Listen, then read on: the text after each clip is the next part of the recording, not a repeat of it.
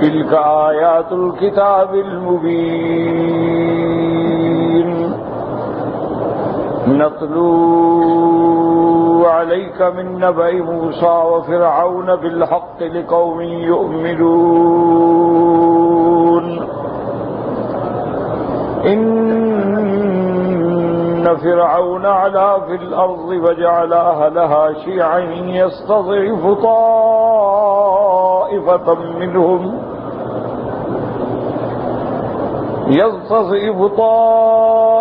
منهم يذبح أبناءهم ويستحيي نساءهم إنه كان من المفسدين ونريد أن نمن على الذين استضعفوا في الأرض ونجعلهم أئمة ونجعلهم الوارثين ونمكن لهم في الأرض ونري فرعون وهامان وجنودهما منهم ما كانوا يحذرون. الحمدللہ اس سورت سے قبل ہم نے سورۃ النمل کی تلاوت کی، جس میں اللہ تبارک و تعالی نے سیدنا داؤد اور سیدنا سلیمان علیہ السلام کا بڑی تفصیل سے واقعہ ذکر فرمایا، اور اس میں اللہ نے اپنے انعامات کا ذکر فرمایا کہ حضرت سلیمان علیہ السلام اور داؤد علیہ السلام صرف نبی نہیں تھے، بادشاہ بھی تھے، اور اللہ نے حضرت داؤد علیہ السلام کے ہاتھ میں لوہے کو نرم کر دیا تھا۔ یہ معجزہ تھا کہ وہ جنگ سے حفاظت کے لیے زرہ بناتے تھے تو ایسے ہاتھ میں لوہا مڑ جاتا تھا جیسے منہ مڑ جاتی، اور اسی طرح اللہ تبارک و تعالی نے داؤد علیہ السلام کو ایسے حسن صوت سے نوازا تھا کہ جب بھی وہ اللہ کا ذکر کرتے، اللہ تبارک و تعالی کی تسبیح و تقدیس بیان کرتے، الحمدللہ یہدینا یہدیکم اللہ انی مسکون. تو جب حضرت داؤد علیہ السلام تسبیحات فرماتے تو پہاڑ بھی تسبیح کہتے اور پرندے بھی رک جاتے. یہ بھی آپ کا معجزہ تھا. پھر اللہ تبارک و تعالی نے حضرت سلیمان علیہ السلام کو جو ملک عطا فرمایا، جو بادشاہت عطا فرمائی، اس کی دنیا میں کوئی مثال نہیں کہ آپ کے تابع صرف انس نہیں تھے، انسانوں کے علاوہ جن بھی آپ کے تابع تھے، انسانوں کے علاوہ طیور پرندے ہر چیز آپ کے تابع تھی. اور اللہ تبارک و تعالی نے ہواؤں کو بھی مسخر کر دیا کہ ہوائیں آپ کے تخت کو اڑاتی تھیں. اللہ تبارک و تعالی نے انہیں تمام طیور کی، پرندوں کی، حیوانات کی بولیاں بھی سکھلا دی. تو یہ اللہ کے انعامات کا کمال تھا. اور اس کے ساتھ یہ بھی بتلا دیا کہ میں نے یہ ساری نعمتیں عطا فرما دی، لیکن میں نے جو علم ایک پرندے کو دیا، ایک ہدہد کو دیا، وہ حضرت سلیمان کو نہیں دیا. تو اس لیے پھر اللہ نے وہ واقعہ بیان کیا کہ ہدہد آیا، اس نے آ کے ملکہ سبا کے بارے میں سیدنا سلیمان علیہ السلام کو واقعاتی رپورٹ دی کہ ایک ملکہ ہے، حکومت کر رہی ہے، سورج کی پجاری ہے. حضرت سلیمان نے امتحان لیا اور آپ کے ذریعے خط بھیجا، حتیٰ کہ وہ ملکہ جو ہے حضرت سلیمان کے دربار میں حاضر ہو گئی. حضرت سلیمان علیہ السلام نے اس کو اللہ کی توحید سمجھانے کے لیے اس کی عقل سے کفر و شرک کے اندھیروں کو ہٹانے کے لیے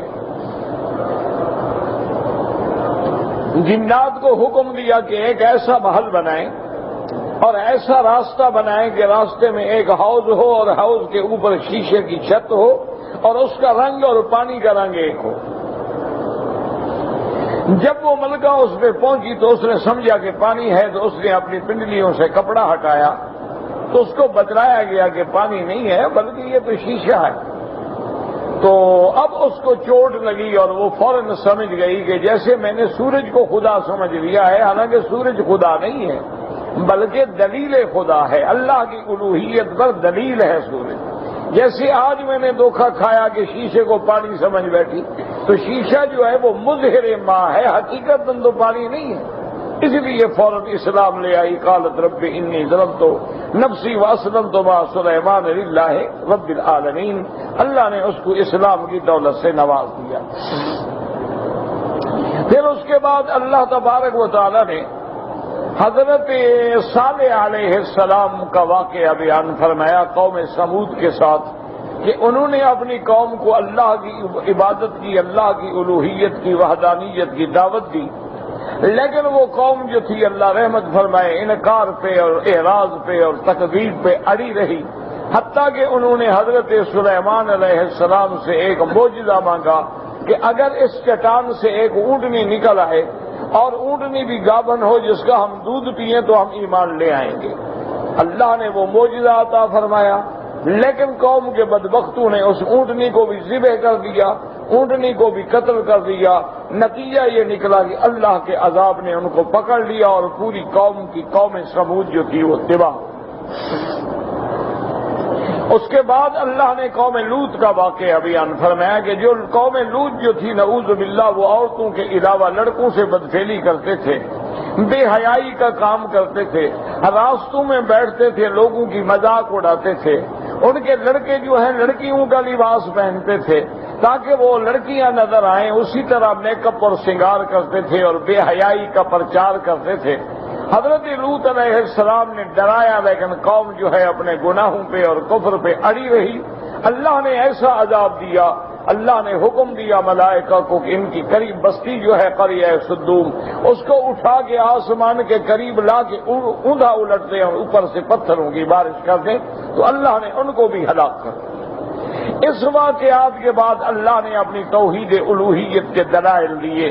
اللہ نے فرمایا کہ غور کرو آسمانوں اور زمینوں کے پیدا کرنے والا کون ہے، کون آسمانوں سے بارش برساتا ہے، فَأَنبَتْنَا بِهِ حَدَائِقَ ذَاتَ بَهْجَةٍ اس سے کون باغیچے اگاتا ہے، مَا كَانَ لَكُمْ أَن تُنبِتُوا شَجَرَهَا کیا تمہاری طاقت ہے کہ تم ایک درخت بھی اگا سکو، أَإِلَٰهٌ مَّعَ اللَّهِ کیا اللہ کے سوا کوئی اور معبود ہے جس نے آسمان بنائے، جس نے زمینیں بنائی، جس نے آسمان سے پانی برسایا؟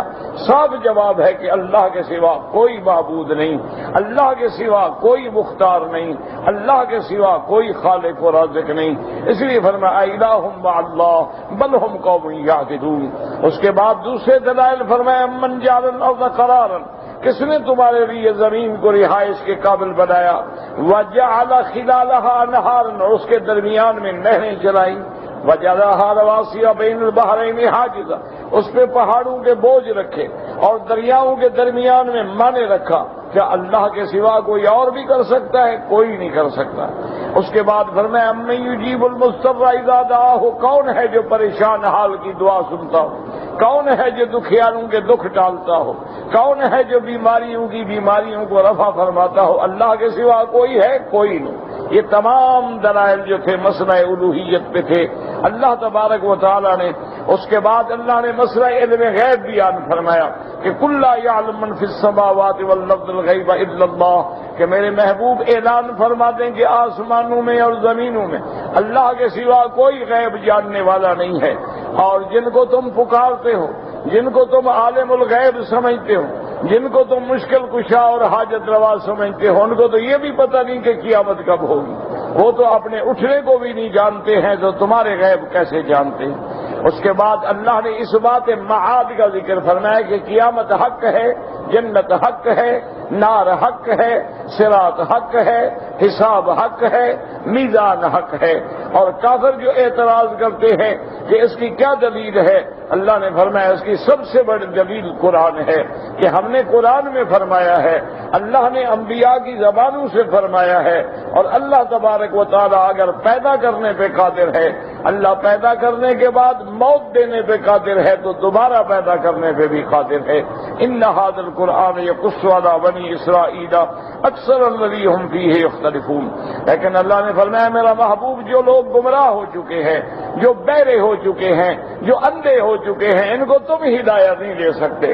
ان کو اگر ہم چاہیں تو ہدایت نصیب فرما دے، اور اگر ہم ان کو نہ چاہیں تو ہدایت نصیب نہ فرمائیں۔ اس کے بعد اللہ نے علامات قیامت کا ذکر کیا تھا کہ قیامت کے آنے سے پہلے ایک جانور نکلے گا جو انسانوں کی طرح بولے گا۔ فرمایا وَإِذَا وَقَعَ الْقَوْلُ عَلَيْهِمْ، جب ہماری بات پوری ہو جائے گی، أَخْرَجْنَا لَهُمْ دَابَّةً مِنَ الْأَرْضِ، ہم زمین سے ان کے لیے ایک جانور نکالیں گے تُكَلِّمُهُمْ، جو بات کرے گا۔ تو علامات قیامت اور اس بات قیامت کا اللہ تبارک و تعالی نے ذکر فرمایا، اور اسی طرح فرمایا میرے مالک نے اپنی دلیل الوہیت کے لیے کہ أَلَمْ يَرَوْا أَنَّا جَعَلْنَا اللَّيْلَ، کیا یہ اندھے ہیں نہیں جانتے کہ ہم نے رات بنائی ہے؟ تو اگر رات کے بعد دن ہے، دن کے بعد رات ہے، ہم اس کے تغیر پہ قادر ہیں، تو عالم دنیا کو بھی فنا کر کے عالم آخرت لانے پہ بھی قادر ہے۔ جیسے دن بدل جاتا ہے رات آ جاتی ہے، جیسے رات ختم ہوتی ہے دن آ جاتا ہے، اسی طرح یہ عالم دنیا بھی ختم ہو جائے گا اور قیامت آ جائے گی۔ اور جب قیامت ہوگی تو اس سے پہلے کیا ہوگا؟ دو نفخے ہوں گے۔ ایک نفخۃ الصاعق ہوگا، یوم ينفخ في الصور ففزع من في السماوات ومن في الارض الا من شاء الله وكل اتوه داخرين۔ ایک تو ہوگا نفخہ جس سے سب مر جائیں گے، اور دوسرا سور جب پھونکا جائے گا تو سب کھڑے ہو جائیں گے۔ اللہ نے فرمایا کہ آج جن پہاڑوں کو تم دیکھتے ہو جمے ہوئے ہیں، یہ پہاڑ چل رہے ہوں گے، اور ہر آدمی اللہ کی دربار میں قیامت میں حاضر ہوگا۔ اگر وہ عقیدہ توحید لے کے آیا، اگر اس کی موت ایمان پہ ہوئی، اس کے لیے خیر ہی خیر ہے، وہ اس دن قیامت والے فضا سے بھی محفوظ ہوگا۔ ومن جاء بالسیئہ، اور اگر وہ شرک لے کے آیا، اگر وہ بے برائی لے کے آیا تو قیامت والے دن ان کو اونھا جہنم میں ڈالا جائے گا۔ اللہ تبارک و تعالی کسی کو سزا نہیں دیتے مگر اس کی جو وہ عمل کرتے ہیں۔ اور آخر میں فرمایا تھا انما امرت ان اعبد رب هذه البلدة الذي حرمها۔ اللہ نے فرمایا میرے محبوب اعلان کر دو کہ مجھے بھی اللہ نے حکم دیا ہے کہ میں اس گھر کے رب کی عبادت کروں۔ ساتھ میں اس گھر کی بھی شان بیان ہو گئی کہ یہ وہ گھر ہے حرمت والا، یہ وہ گھر ہے عزت والا کہ جس کے اندر کسی درخت کا کاٹنا بھی منع ہے، کسی قاتل کو پکڑنا بھی منع ہے، کسی مجرم کو سزا دینا بھی منع ہے، کسی جانور کو دوڑانا اور بھگانا بھی منع ہے، یہ امن کی جگہ ہے۔ اللہ تبارک و تعالی نے بیان فرما دیا حرمہا وَلَهُ كُلُّ شَيْءٍ، اور تمام چیزیں اللہ کی ہیں، وَأُمِرْتُ أَنْ أَكُونَ مِنَ الْمُسْلِمِينَ۔ اور آخر میں اللہ نے فرمایا میرے محبوب آپ کی ذمہ داری ہے آپ قرآن پڑھیں، آپ قرآن پہنچائیں، آپ توحید پہنچائیں۔ جو ایمان لائیں گے ان کا اپنا بھلا ہے، جو گمراہی اختیار کریں گے وہ خود جہنم جائیں گے۔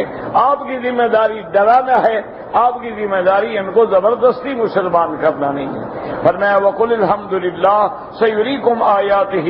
اللہ کا کروڑ کروڑ شکر ہے، اللہ اپنی نشانیاں بتلاتے ہیں، اپنے پیغمبر بھیجتے ہیں، کتابیں اتارتے ہیں، کسی بندے کو بغیر حجت پوری کیے ہوئے عذاب نہیں دیتے، لیکن ساتھ یہ بھی جان لیں کہ وَمَا رَبُّكَ بِغَافِلٍ عَمَّا تَعْمَلُونَ، تیرا رب جو کچھ کر رہے اس سے غافل نہیں، وہ ہر چیز جانتا ہے، تمہارے ہر عمل کو جانتا ہے، تمہارے ہر قول کو جانتا ہے، تمہارا ہر عمل اور ہر قول جو ہے ریکارڈ ہو رہا ہے، اور قیامت میں وہ نامہ عمل تمہیں دیا جائے گا۔ اقرأ کتابک کفیٰ بنفسک الیوم علیک حسیبا۔ تو الحمدللہ سورۃ النمل کے بعد آج ہمارا سبق جو ہے وہ سورۃ القصص ہے۔ ایک تو یاد رکھیں کہ سورۃ القصص جو ہے یہ مکی صورتوں میں ہے، بلکہ علماء نے لکھا ہے کہ مکے کی صورتوں میں سب سے آخری صورت جو ہے وہ سورۃ القصص ہے۔ یاد رکھیں کہ مکی صورتیں یا مدنی صورتیں، آپ قرآن پڑھتے ہیں نا لکھا ہوتا ہے یہ صورت مکی ہے یا صورت مدنی ہے، اس میں فرق کیا ہے؟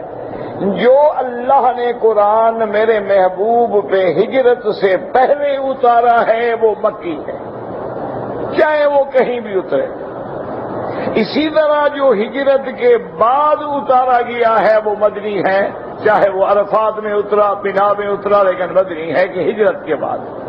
تو یہ سورۃ القصص جو ہے یہ مکی صورتوں میں آخری صورت ہے، اور یہ وہ صورت مبارک ہے کہ جب ہجرت کی رات میں میرے آقا محبوب دو عالم حضرت ابو بکر رضی اللہ تعالی عنہ کے ساتھ مکہ مکرمہ سے مدینہ کا سفر فرما رہے تھے، جب آپ جحفہ یعنی رابغ کے قریب پہنچے تو یہ صورت نازل ہوئی۔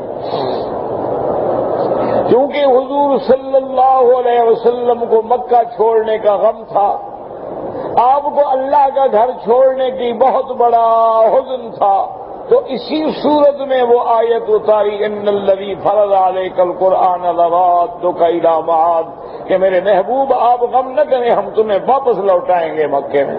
تو یہ آخری صورت ہے سور مکیہ، اور ان صورتوں کے اندر قصص ہیں، ان صورتوں کے اندر واقعات ہیں، اور ان واقعات میں عبرت ہے، ان واقعات میں ہدایت ہے، لیکن ایمان والوں کے لیے۔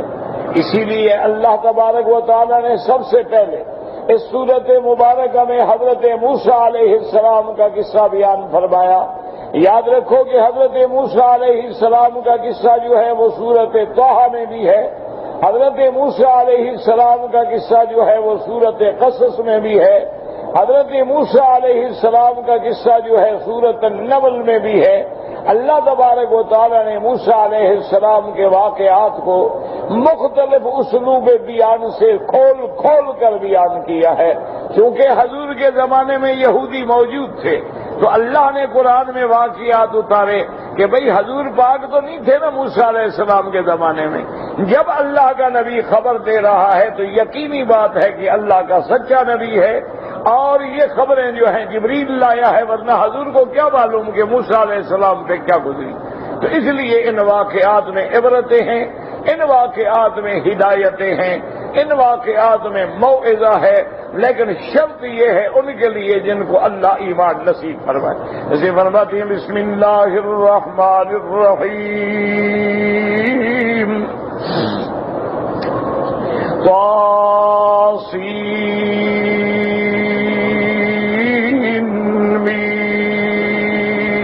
یاد رکھو یہ حروف مقطعات ہیں، ان کا ترجمہ اللہ جانتے ہیں، اللہ اعلم بمرادہ۔ بعض علماء نے فرمایا ہے کہ یہ حروف جو ہیں اللہ کے اسماء میں سے ہیں، بعض نے فرمایا یہ صورتوں کے ابتدائی اسماء میں سے ہیں، بعض علماء نے فرمایا جیسے الف لام میم، الف سے اللہ مراد ہے، لام سے جبرائیل مراد ہے، اور میم سے محمد مصطفیٰ مراد ہے۔ لیکن یاد رکھو یہ ساری باتیں جو ہیں کمزور ہیں، کوئی حجت نہیں ہے، کوئی دلیل نہیں ہے ان بارے میں۔ اصل بات یہی ہے جس پہ مفسرین کا اجماع ہے، جس پہ علماء کا اتفاق ہے کہ یہ حروف مقطعات جو ہیں یہ راز ہیں میرے اللہ کا، اللہ اعلم بمرادہ، ان کی مراد سے اللہ تبارک و تعالی جانتے ہیں اور کوئی نہیں جانتا۔ اس لیے تمام مفسرین یہ حروف لکھنے کے بعد کوئی ترجمہ نہیں کرتے۔ سین میم، اور اللہ کی شان دیکھیں، کہیں یہ مفرد بھی ہے، کہیں تثنیہ بھی ہے، کہیں ثلاثی بھی ہے، کہیں رباعی بھی ہے، کہیں ایک حرف نون والقلم وما یسطرون، کہیں فرماتے ہیں صاد والقرآن ذی الذکر، اور کہیں فرماتے ہیں حامیم، اور کہیں فرماتے ہیں الف لام میم، اور کہیں فرماتے ہیں الف لام را، اور کہیں خماسی بھی ہیں کاف ہا یا عین صاد، اسی طرح فرمایا حامیم عین سین قاف. لیکن یاد رکھو اس کا ترجمہ اللہ تبارک و تعالی جانتے ہیں. اللہ چاہے تو اپنے نبی پہ کھول دیں، اللہ چاہے تو ترجمہ نہ کھولیں، اس کی حکمتیں ہیں. اس لیے فرماتی ہیں اللہ اعلم بمرادہ تلک آیات الکتاب المبین. اللہ نے فرمایا میرا مدنی ہاں تو تلکا، لیکن مراد ہے ہذہ الآیات، یہ جو آیات ہم پہ آپ پہ اتار رہے ہیں بڑی روشن کتاب کی آیات ہیں، قرآن پاک ہے. یاد رکھو اللہ کا قرآن اللہ کی کتاب بھی ہے، اللہ کا کلام بھی ہے، اور سب سے پہلے اللہ نے اس کو لوح محفوظ میں رکھا ہے. بل هو قرآن مجید فی لوح محفوظ. سب سے پہلے اللہ نے لوح محفوظ میں قرآن کو محفوظ کیا، اس کے بعد اتارا 7ویں آسمان سے آسمان دنیا پر. وہاں ایک جگہ ہے جس کا نام بیت العزت ہے، پھر اللہ نے قرآن کو وہاں اتارا. پھر اس سے اللہ نے حکم دیا جبریل کو کہ نقل کر کے جیسے جیسے اللہ کا حکم ہو وہ اتاریں گے حضرت محمد مصطفیٰ صلی اللہ علیہ وسلم.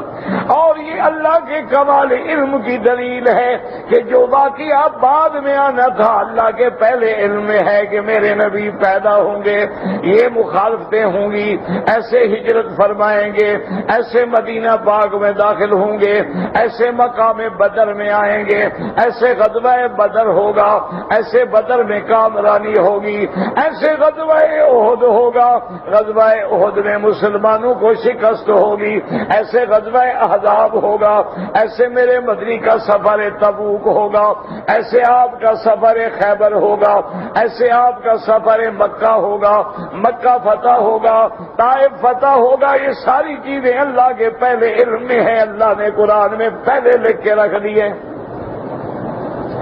اس لیے فرماتے ہیں کہ میرے محبوب اب آپ پڑھیں نتلو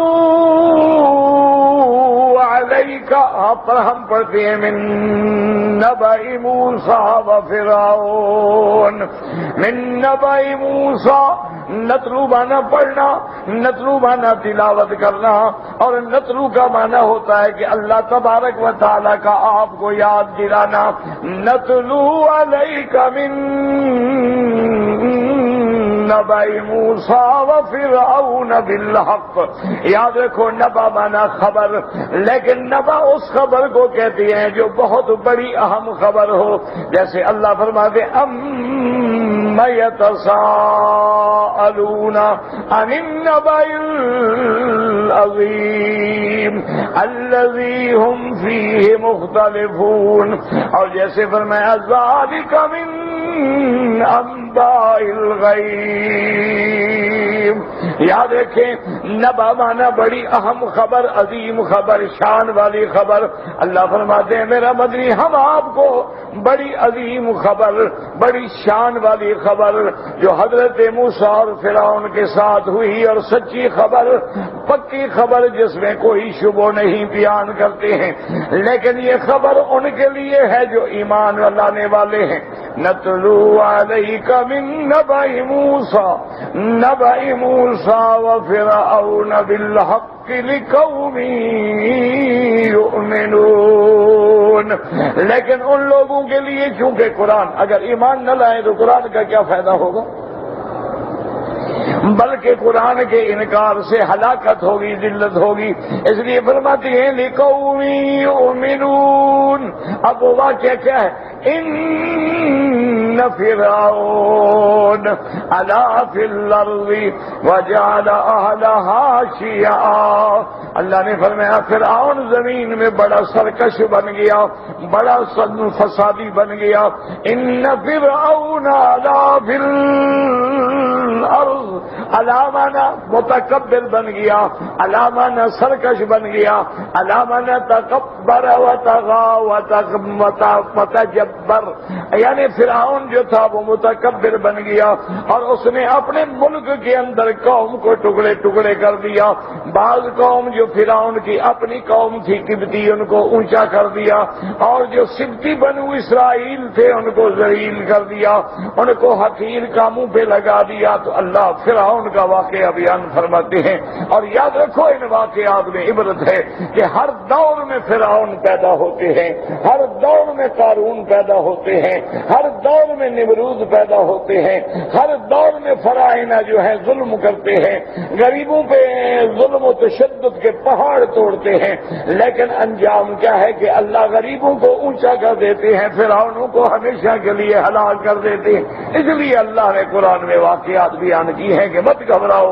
آج کے بھی فرعون اسلام کو للکار رہے ہیں, آج کے بھی فرعون اسلام اور مسلمانوں پہ ظلم کے دریا بہا رہے ہیں, پہاڑ توڑ رہے ہیں, لیکن یاد رکھیں انجام کیا ہوگا. والعاقبۃ للمتقین. جیسے اللہ فرماتے انا لننصر رسلنا والذین آمنوا فی الحیاۃ الدنیا. ہمارا وعدہ ہے ہم رسولوں کی امداد کرتے ہیں, رسولوں پر ایمان لانے والوں کی امداد کرتے ہیں, مومنوں کی امداد کرتے ہیں. کان حقا علینا نصر المؤمنین. آج دیکھ لیں کہ مسلمان ایسے ہیں جیسے چڑیا ہو, مسلمان ایسے ہیں جیسے چیونٹی ہو. شہباز اور چڑیا کا مقابلہ ہے, فرعون کے اور ضعیفوں کا مقابلہ ہے. وقت کے فرعون کو اپنی طاقت پہ ناز ہے, ٹیکنالوجی پہ ناز ہے, اپنی دولت پہ ناز ہے, اپنی قوت پہ ناز ہے. ایمان والوں کو اپنے ایمانی قوت پہ ناز ہے, کلمہ محمد مصطفیٰ پہ ناز ہے, اللہ کی نصرت پہ ناز ہے. اور یقین رکھیں انشاءاللہ وہ وقت دور نہیں ہے. تاریخ موجود ہے, کتابوں میں لکھا ہوا موجود ہے, احادیث رسول میں لکھا ہوا موجود ہے کہ انجام کار فتح اسلام کی ہوگی. اس لیے فرماتے ان فرعون علا فی الارض. میرے محبوب فرعون نے زمین میں بڑا طغیان کیا, سرکش بن گیا. وجعل اہلہا شیعا, اور اپنی آبادی کو ٹکڑے کر دیا. شیعہ مانا فرقہ فرقہ کر دیا, جماعت جماعت کر دی. ایک جماعت جو قبطی ہے وہ اپنی ہے, جو سبتی ہے وہ دشمن. یستضعف طائفۃ منہم, اور ایک جماعت کو اتنا کمزور کر دیا, اتنا ذلیل کر دیا کہ یذبح ابناءہم وَيَسْتَحْيِي نِسَاءَهُمْ. حکم دے دیا کہ ان کا جو بچہ پیدا ہو ذبح کر دو, لڑکی پیدا ہو تو چھوڑ دو. کیوں لڑکیوں سے ڈر نہیں ہوتا, لڑکیوں سے کام لیں گے, لڑکیوں سے نعوذ باللہ اپنی خواہشات اور اپنی شہوات کو بھی ہم پورا کریں گے. اور اس سے بڑا انتقام کیا ہوگا کہ کسی کی لڑکی کو اٹھا لیا جائے, بچوں کو قتل کر دیا جائے. فرعون اس مقام پہ پہنچ گیا سرکشی کے کہ ان کے بچوں کو قتل کیا. انہو کان من المفسدین. اللہ نے فرمایا میرے محبوب وہ تھا ہی فساد کرنے والوں میں سے. فرعون جو تھا وہ دنیا میں فساد کرنے والا, ظلم کرنے والا, بے حیائی پھیلانے والا. اب اللہ فرماتے ہیں وَنُرِيدُ أَن نَّمُنَّ عَلَى الَّذِينَ وَنُرِيدُ أَن نَّمُنَّ عَلَى الَّذِينَ اسْتُضِعِفُوا فِي الْأَرْضِ وَنَجْعَلَهُمْ أَئِمَّةً وَنَجْعَلَهُمُ الوارثین. اللہ نے فرمایا پھر ہم نے بھی ارادہ کیا کہ ان لوگوں پر جو کمزور ہیں ان پہ احسان کریں. دعا کریں اللہ ہم بھی کمزور ہیں احسان کر دو. آج تیرے نام لیوا کمزور ہیں, رحم کر دو. یا الہ العالمین آج کفر ہر جگہ تیرے نام لیواؤں کو کچل رہا ہے.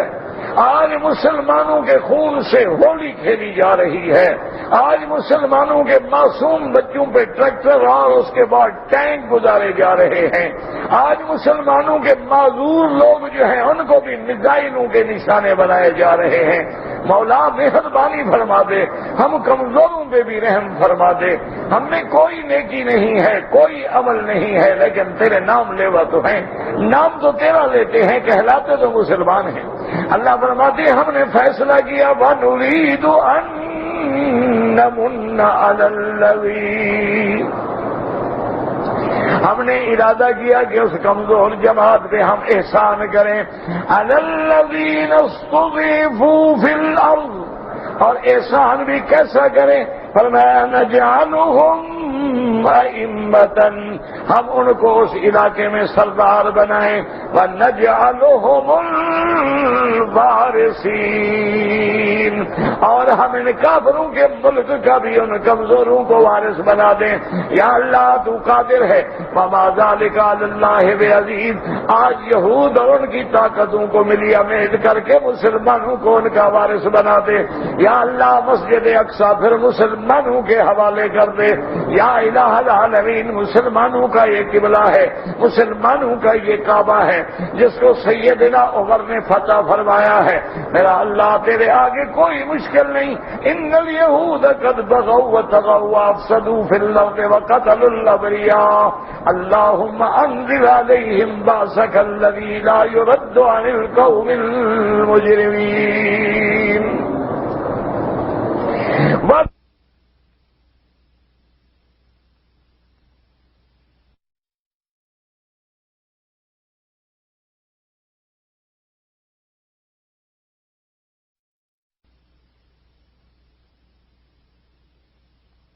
اور ان کو زمین میں حکومت دیں اور طاقت دیں، وَنُمَكِّنَ لَهُمْ فِي الْأَرْضِ وَنُرِيَ فِرْعَوْنَ وَهَامَانَ وَجُنُودَهُمَا مِنْهُمْ مَا كَانُوا يَحْذَرُونَ۔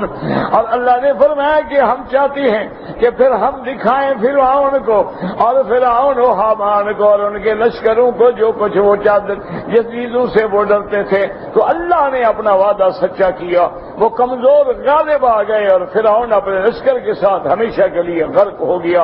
دعا کریں اللہ آج کے فرعونوں کو بھی غرق کر دے اور اللہ کمزور مسلمانوں کی عزت اور لاج رکھ لے۔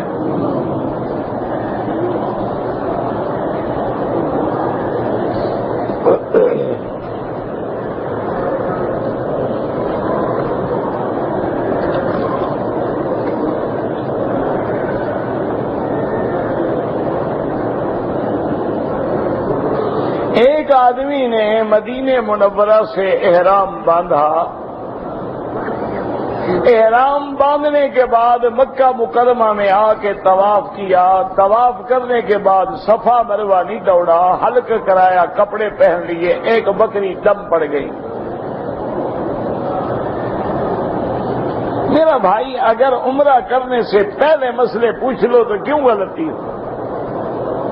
دیکھو نا، آپ پاکستان سے آتے ہیں، یورپ سے آتے ہیں، ہندوستان سے آتے ہیں، مدینہ سے آتے ہیں، ہر جگہ علماء موجود ہیں، کتابیں موجود ہیں، ہر زبان میں کتابیں موجود ہیں۔ 2 منٹ کھول کے پڑھ لیں کہ عمرہ کیسے کرنا، اور کون سا مشکل کام ہے کہ میقات پہ آ کے ہم نے احرام باندھنا ہے، مکہ مکرمہ میں آنے کے بعد ہم نے طواف کرنا ہے، طواف کرنے کے بعد صفا مروہ دوڑنی ہے، بال منڈانے ہیں، احرام کھول دینا ہے، عمرہ ختم۔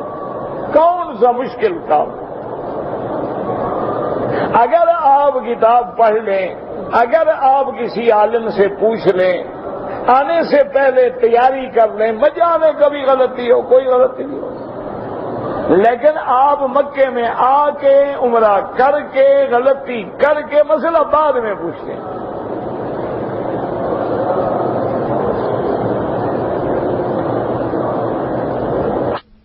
بہرحال یہ کئی دفعہ میں نے عرض کیا ہے کہ کھاد ہے یا دوائی ہے یا گاڑی ہے یا کوئی چیز ہے، ایک اس کا نقد ریٹ ہے اور ایک ادھار ہے۔ مثلا نقد پہ 100 روپیہ، ادھار پہ 130 روپے۔ اگر آپ نے ادھار پہ لی ہے، پیسے قسطوں میں دیں گے جائز، تو گویا ہم نے اس چیز کی 2 قیمتیں مقرر کر دی، ایک نقد ایک ادھار۔ آپ نے ادھار والی قیمت قبول کر لی، سودا ہو گیا، اس میں کوئی سود نہیں، لیکن پھر بھی اس کاروبار سے بچے، نہ کرنا بہتر ہے۔ اور دوسری بات ایک اور بھی سمجھ لیں کہ ایک آدمی کے پاس مثلا کھاد ہے، میں نے پوچھا کہ جناب کیا ریٹ ہے؟ اس نے کہا جی نقد 400 اور ادھار میں 500۔ میں نے کہا میں یہ نقد پیسے لے لو اور مجھے دے دو۔ انہوں نے کہا نہیں جی ہم تو نقد بیچتے ہی نہیں، ہم تو ادھار بیچتے ہیں، پھر حرام ہے۔ مسئلہ سمجھ لیں، یعنی اگر وہ نقد ادا کرتا ہے تو نقد ریٹ میں اس کو دے دے، اگر وہ نقد نہیں دیتا اور ادھار لینا چاہتا ہے اس کی مرضی ہے۔ لیکن تم یہ کہو کہ نہیں جی ہم نقد پہ تو بیچتے ہی نہیں، ہم تو ادھار پہ بیچیں گے، تو اس کا مطلب ہے کہ نیت جو ہے وہ پیسے لینا، پھر ناجائز۔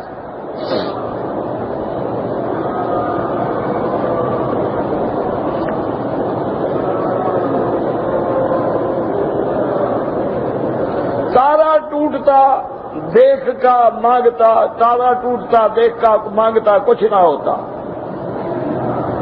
تارے ٹوٹنے سے مانگنے کا کیا تعلق ہے؟ وہ تو الٹا علامت ہے کہ شیطان کو دیکھ کے تارے ٹوٹتے ہیں۔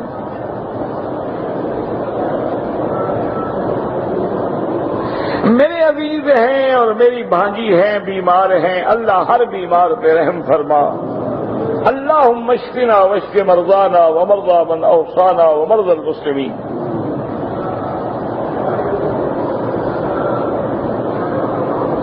اگر ایک آدمی نے طواف الوداع کر لیا لیکن ایسے حالات پیدا ہوئے کہ وہ نہیں گیا، کوئی حرج نہیں، پھر نماز پڑھے، طواف کرے، عمرے کرے، حرم میں آئے، کوئی منع نہیں۔ طواف الوداع کا معنی یہ نہیں ہوتا نعوذ باللہ کہ اللہ نے ہمیں نکال دیا ہے۔ ہم نے جانے کے وقت طواف کیا، سیٹ نہیں ملی، الحمدللہ 2 دن اور مل گئے، واپس آ جائے، آپ آ کے حرم میں رہیں۔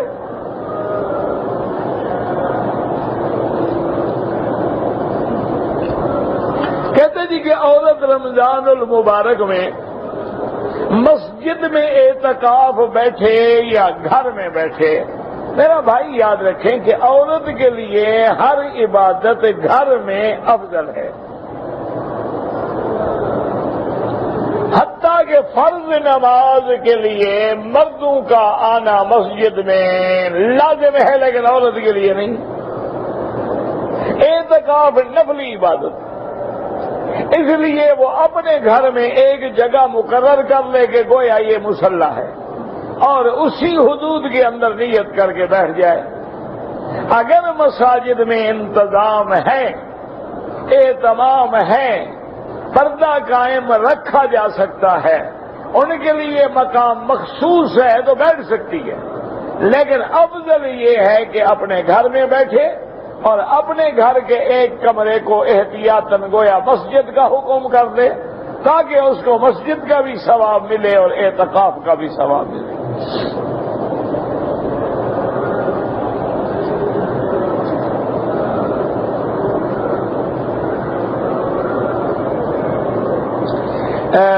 کہتا ہے ایک بی بی نے کہ میری شادی کو 18 سال ہو گئے، اولاد نہیں ہوئی۔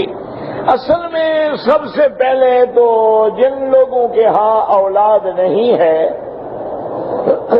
وہ میاں بیوی دونوں اپنا میڈیکل چیک اپ کروائیں۔ لازمی بات ہے کہ نقص یا مرد میں ہوگا یا عورت میں ہوگا، اور ہمارے علاقوں میں رواج ہوتا ہے کہ مرد تو کراتا ہی نہیں نا، کہ نہیں جی میں تو ٹھیک ہوں، کیسے ٹھیک ہو بھی تو؟ وہ اپنی توہین سمجھتا ہے، مردانگی کے خلاف سمجھتا ہے کہ میرا عیب کھل جائے گا تو پھر اولاد تو نہیں ہوگی۔ اگر تمہیں ٹی بی ہو جائے، اگر تمہیں اللہ نہ کرے کسی کو کینسر ہو جائے، ایڈز ہو جائے، کیا مطلب ہے کہ وہ نہیں بتلائے؟ یہ بھی ایک بیماری ہے۔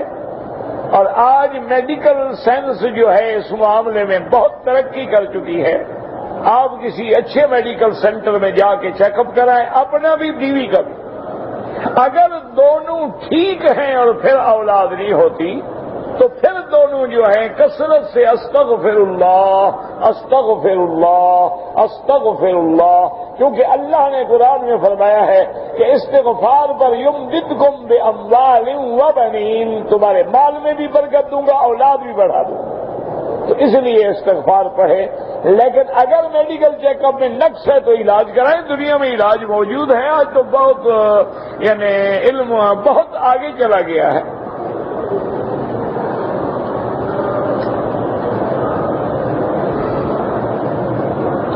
کہتے جی کہ نماز کی حالت میں آسمان کی طرف دیکھنا ناجائز ہے. طواف کی حالت میں دیکھ سکتے ہیں، لیکن افضل یہ ہے کہ عاجزی کا معنی آسمان کی طرف دیکھنا نہیں ہوتا، نیچے دیکھنا ہوتا.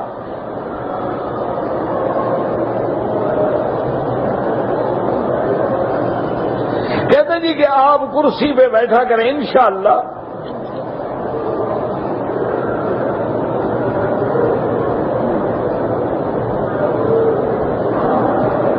کہتے جی کہ بیت اللہ میں آ کر یا ریاض الجنہ میں بیٹھ کر کلمہ توحید پڑھ کے آدمی دعا کرے. ہاں بالکل کرے اور کہے یا اللہ میں کلمہ پڑھ رہا ہوں اور یہ تیری جگہ ہے، آباد ہے، قیامت میں ہر ذرا خود بخود گواہی دے گا.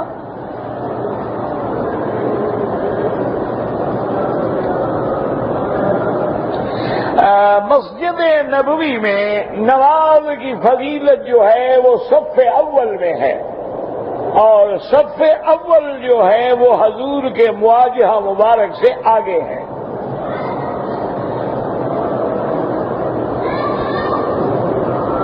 ریاض الجنہ میں کوئی شک نہیں کہ بڑی فضیلت ہے، لیکن صف اول کی فضیلت تو ریاض الجنہ میں نہیں ملتی.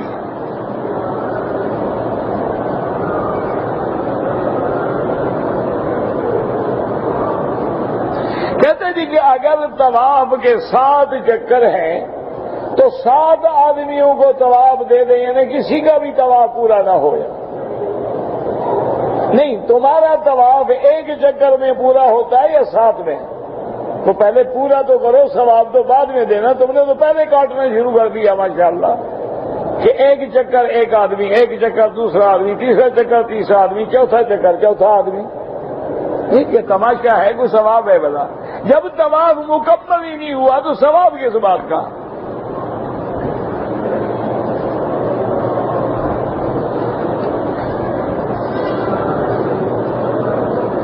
کہتے جی کہ ایک آدمی نے فضائل اعمال کی کتاب کو غصے میں پھینک دیا. اللہ ہدایت دے، دعا کرو. کہتا ہے کہ اس میں احادیث ضعیف ہیں. بہرحال اللہ اس کو ہدایت دے، اللہ ہر مسلمان کو ہدایت دے. حدیث ضعیف کا معنی یہ نہیں ہوتا کہ نعوذ باللہ پھینک دو. اگر حدیث ضعیف کا معنی یہی ہوتا ہے تو پھر تو ترمذی شریف میں بھی حدیثیں ضعیف ہیں، پھینک دو. پھر تو سنن میں بھی حدیثیں ضعیف ہیں، مصنفات میں بھی ضعیف ہیں، مرسلات میں بھی ضعیف ہیں، مسندات میں بھی ضعیف ہیں. ساری کتابیں پھینک دیں ہم. پہلے تم یہ تو دیکھو کہ حدیث ضعیف ہونے کی وجہ کیا ہے، اس ضعف کی کیا وجہ ہے، پہلے اس کو تو تلاش کرو.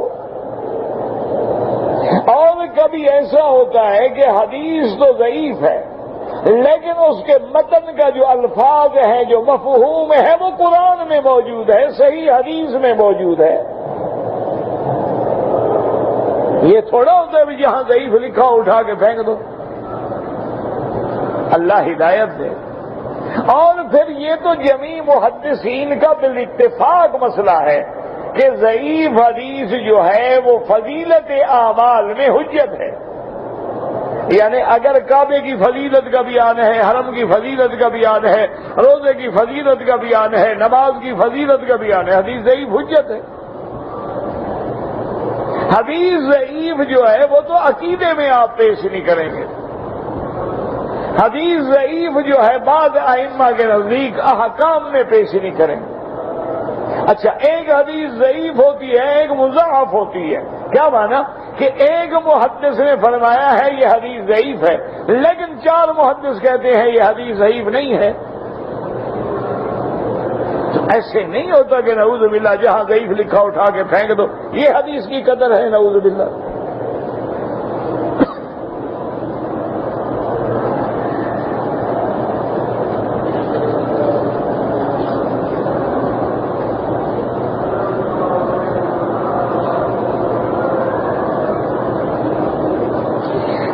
کہ ہم نے 3 عمرے کیے ہیں، عمرہ کرنے کے بعد صفا مروہ دوڑ کر اپنے بال نہیں کاٹے تھے، اپنی بیٹی کے بال کاٹے، اپنی بیوی کے، اپنی کوئی حرج نہیں، کوئی فرق نہیں پڑتا، بالکل عمرہ بھی ہو گیا اور کوئی جرمانہ بھی نہیں. لیکن شرط یہ ہے کہ دونوں طواف بھی کر چکے ہیں، صفا مروہ بھی دوڑ چکے ہیں، اب ایک دوسرے کے بال کاٹ دیے، کوئی حل نہیں.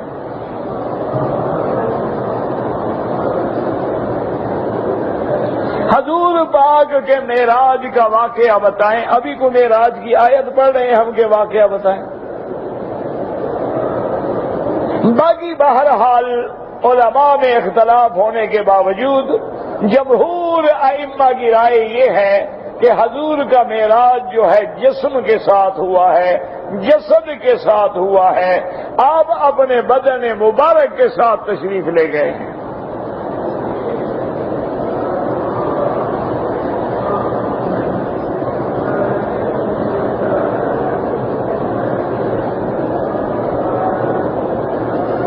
کہتے جی کہ ہم ہوٹل میں کام کرتے ہیں، حجاج یا عمرے والے جو آگے ٹھہرتے ہیں، اپنی بات چیزیں، چپل ہے، کوئی چادریں ہیں، صابن ہے، شیمپو ہے، چھوڑ جاتے ہیں، وہ آپ لے سکتے ہیں. ورنہ کوئی معتبر، کوئی حاجی ایسا کم عقل نہیں کہ ضروری چیز چھوڑ کے جائے. اس کا معنی یہ ہے کہ اس کے نزدیک وہ غیر ضروری چیز ہے کہ اب اس کا بوجھ اٹھانے سے بہتر ہے کہ چھوڑ دو. لیکن بہتر یہ ہوگا، تقویٰ یہ ہوگا کہ تم ہوٹل میں کام کرتے ہو، جب وہ کمرہ چھوڑ رہے ہیں ان سے پوچھ لو کہ جی جو چیزیں آپ چھوڑیں ہمیں اجازت ہے استعمال کرنے کی، تو زیادہ بہتر.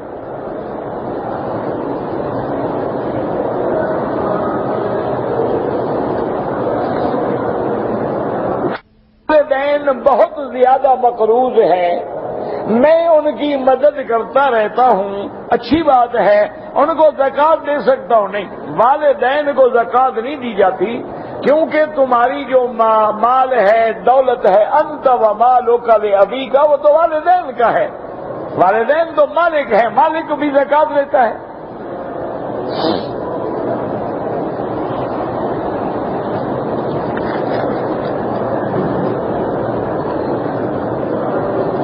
کہتے جی کہ حج کے دنوں میں ہم لوگ جو ہیں اپنی بکریوں کی رقم جو ہے وہ بینک میں جمع کرا دیتے ہیں. بہرحال امام ابو حنیفہ رحمت اللہ علیہ کے نزدیک تو ترتیب واجب ہے کہ پہلے کنکری مارے، کنکری کے بعد قربانی کرے، قربانی کے بعد سر مڈائے. ان کے نزدیک تو ترتیب لازم ہے. اس کے لیے تو ضروری ہے کہ آپ اپنی بکری خود کریں یا اس آدمی سے کرائیں جس سے آپ کا وعدہ ہو کہ میں آ کے اپنے سامنے کراؤں گا.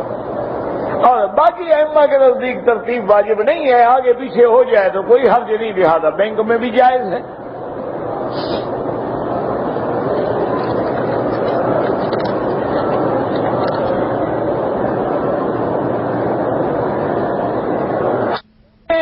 چپل جو ہے وہ تھیلی میں آنا چاہیے. تم تھیلی میں ڈالو، تمہیں لوگ دیکھ کے لوگ سیکھیں گے نا.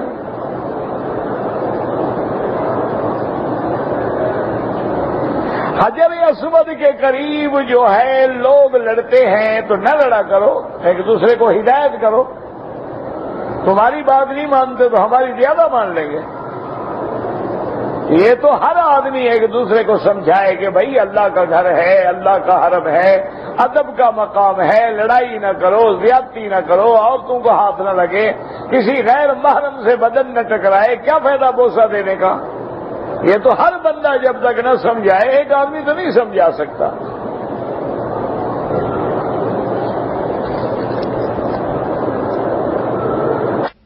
جی کہ میرے والد حج پہ آئے تھے، مینا میں حادثے میں شہید ہو گئے، انشاءاللہ اللہ ان کو قیامت تک حج نصیب کریں گے۔ اللہ ہر لاولد کو اولاد عطا فرما۔ کہتے جی کہ ہم پاکستان میں جا کر آپ سے رابطہ کر سکتے ہیں؟ انشاءاللہ کوئی مشکل نہیں۔ خصی جانور کی بھی قربانی ہوتی ہے؟ ہاں ہوتی ہے، وہ تو اور زیادہ موٹا تازہ ہوتا ہے۔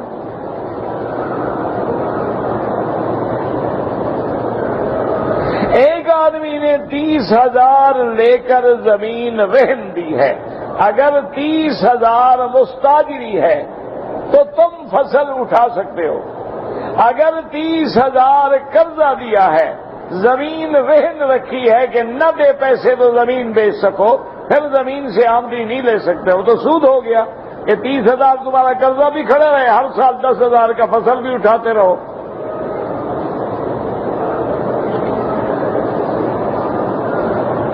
قرآن پاک کرتے ہوئے سجدہ آ جائے تو اس کے لیے کھڑا ہونا ضروری ہے؟ کوئی نہیں، بیٹھے بیٹھے سجدہ کر لو گا۔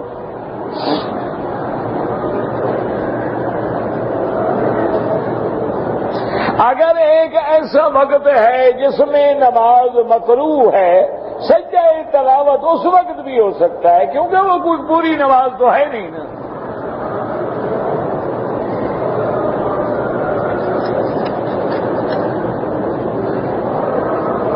ہمارے امام کی داڑھی چھوٹی ہے، کوئی بڑی داڑھی والا تلاش کرو، ورنہ اس کو دیکھ کے سارے مقتدی پھر چھوٹی داڑیاں رکھنی شروع کر دیں گے کہ جب امام سے گزارا ہو جاتا ہے تو ہمارا بھی ہو جائے گا۔ حضور نے رفع یدین بھی فرمایا، ہاں بالکل فرمایا، جو نہیں کرتے وہ بھی حدیث ہے، اللہ سب کی نمازیں قبول کرے۔ خدا کی قدرت ہے کہ لوگوں کو نمازی بنانے کے بجائے توڑنا چاہتے ہیں، یعنی کروڑوں آدمی جو نماز پڑھیں ان کی نماز نہیں ہوتی، بس چھٹی ہو گئی سب۔ لوگ نمازی بناتے ہیں، یہ نمازی کو کہتے ہیں تمہاری نماز نہیں ہوئی، اللہ ہدایت دے، اور کیا کہتے ہیں؟ یہی دعا کر سکتے ہیں کہ اللہ ہدایت دے۔ جو نماز نہیں پڑھتا مجال ہے اس کے پاس جائیں، جو حرم کے باہر کھڑے ہیں سگریٹیں پی رہے ہیں مجال نماز پڑھیں، بستہ لگا کے کھڑے ہیں نماز نہیں پڑھتے، ان کو نہیں، جو اندر آ گیا وہ عذاب میں آ گیا، پکڑو اس کو، کیوں آیا؟ اس کی گردن میں رسی ڈالو اور خدا کا شکر کرو۔ یہ اعلیٰ اولیٰ کی باتیں ہیں، اللہ سب کی نمازیں قبول فرمائے، اللہ سب کی عبادتیں قبول فرمائے۔ اور پھر یہ ایک دو آدمیوں کی بات نہیں، یہ تو ماورا یعنی کروڑوں انسانوں کی بات ہے۔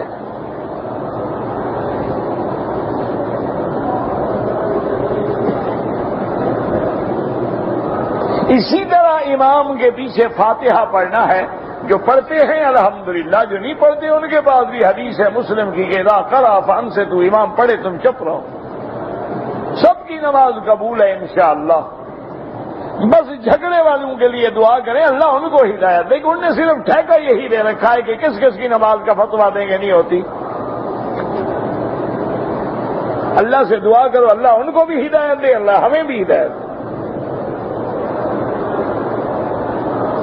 جمعہ کے 2 فرض ہیں، بعد میں 4 سنتیں، پھر 2 یعنی 6 سنتیں امام ابو حنیفہ رحمت اللہ علیہ کے نزدیک۔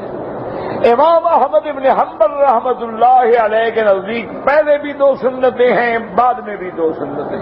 اب ایک اصولی بات ہے، جتنا پڑھو گے اتنا اجر بھی رہے گا۔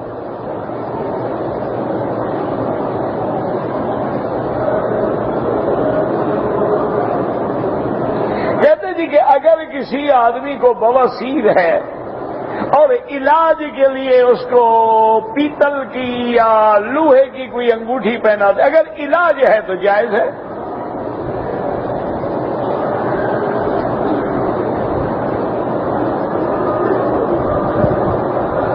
جس آدمی نے آپ کو پیسے دیے ہیں کہ کبوتروں کو دانا ڈالو، کبوتروں کو ہی ڈالو، لیکن ایسی جگہ ڈالو جہاں پاؤں کے نیچے نہ آئے، جگہ دیکھ کے دور خیال کر کے ڈالو۔ کہتے جی کہ آج کل ہمارے ملک میں رواج ہے کہ حضور کی نعت مبارک جو ہے وہ بھی گانے بجانے کے انداز میں پڑھی جاتی ہے، بالکل ناجائز ہے۔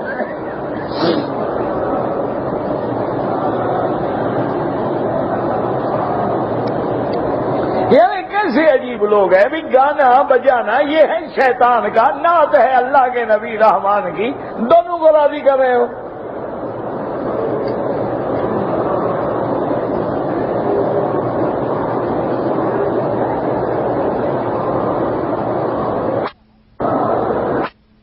آپ نے حج کی اجازت لی، مالک نے کہا مدیر سے پوچھو، مدیر نے کہا کہ مالک سے پوچھو، مالک نہیں تھا، حج کر لیا، الحمدللہ حج تو ہو گیا، لیکن اجازت لیا کرو۔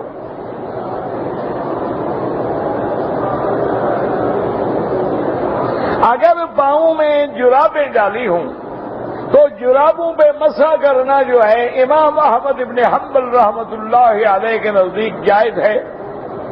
امام ابو حنیفہ رحمۃ اللہ علیہ فرماتے ہیں کہ جرابیں وہ ہوں جن میں پانی نہ جائے، جرابیں وہ ہوں جن کے نیچے چمڑا لگا ہو، جرابیں وہ ہوں جو موزے کی شکل میں ہوں، جرابیں وہ ہوں جن کے بغیر جوتے کے بھی آدمی چل سکتا ہو، اس پہ مسح جائز ہے۔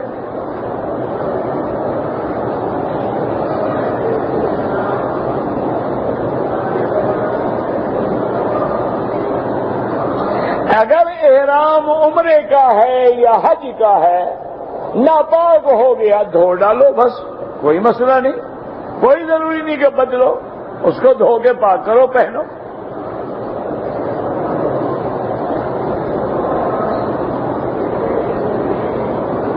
آدمی جب عمرے کے لیے آئیں افضل ہے کہ طواف الوداع کریں، نہ کریں تو جرمانہ نہیں۔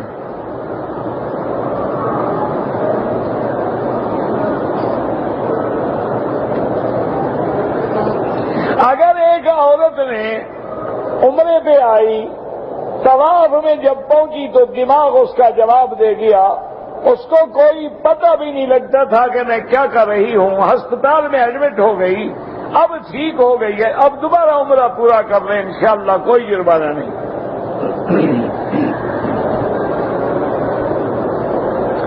مونچھیں جو ہیں ان کو اس طرح سے کاٹے نہیں، کھینچی سے کاٹے، کچھ نہ کچھ باقی رہیں۔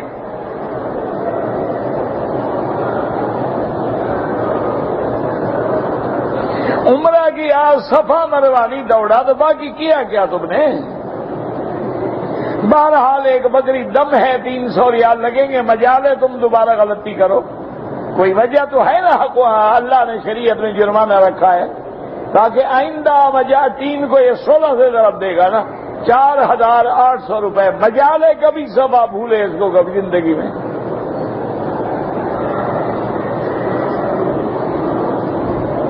مسجد الحرام میں نماز کا 1,00,000 کا ثواب ہے، لیکن جتنی جماعت بڑی ہو، کعبہ سامنے ہو، اللہ جانے کتنے لاکھ ملے گا۔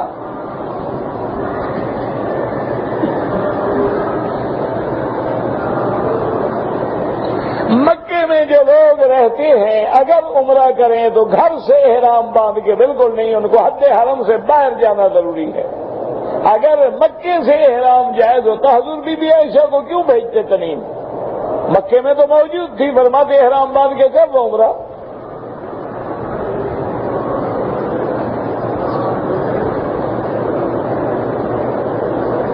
اللہ ہر بیمار کو شفا دے، اللہ ہر بیمار کو شفا دے، اللہ اس سب بیماروں کا نام لکھا ہے، اللہ ہر بیمار جو بھی ہیں جنہوں نے لکھا ہے، کہا ہے، نہیں کہا، سب کو شفا دے۔ اللہ تبارک و تعالی تمام ظاہری باطنی بیماریاں دور فرما دے۔